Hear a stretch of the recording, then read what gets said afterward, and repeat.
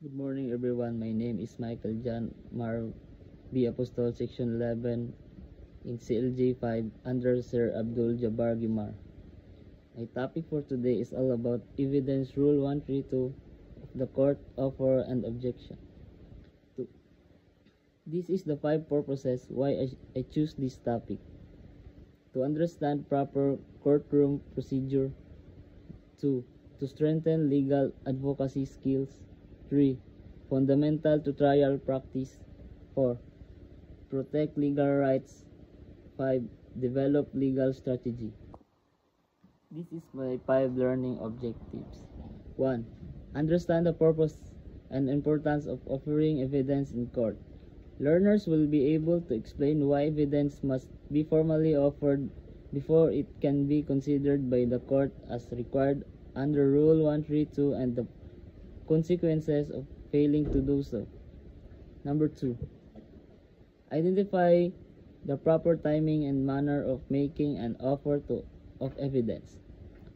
Learners will be understand the procedural requirements for offering documentary object and testimonial evidence, including when and how these offers must be made.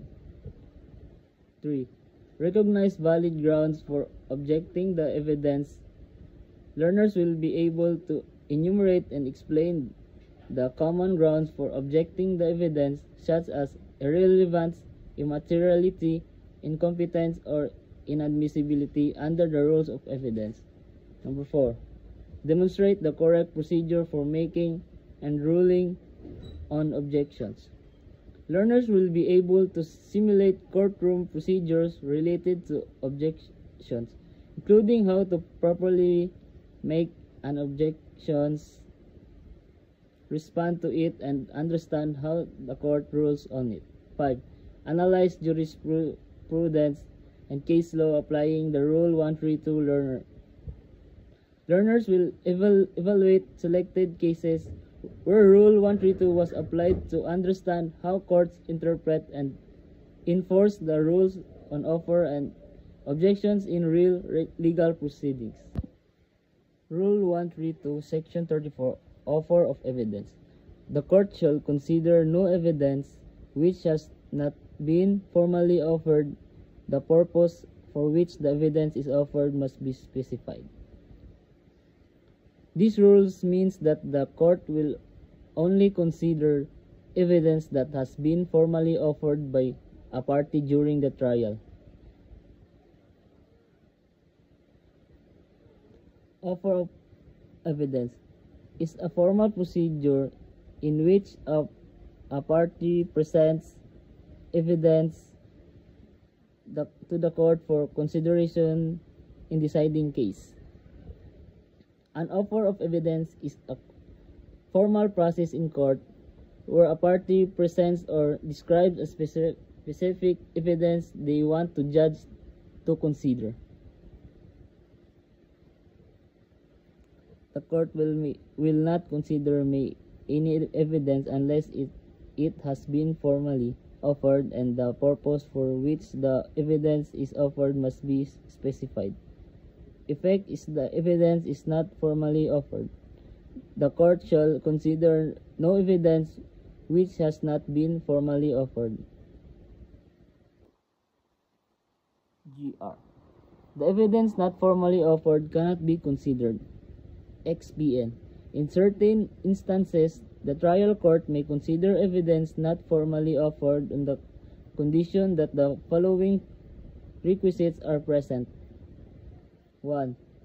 The evidence must have been duly identified by testimony, duly recorded, and the same must have been incorporated in the records of the case. If evidence is not formally offered in court, it will not be considered in deciding the case, even if the evidence was marked or identified earlier. The court cannot recognize or use it unless it is properly offered during the trial. When to make an offer. ROC Rule 132, Section 35, when to make offer. all evidence must be offered orally. The offer of the testimony of a witness is in evidence testimonial evidence must be made at the time the witness is called to testify. Normally, for evidence to be validly considered by the court, it must be formally offered following legal procedures.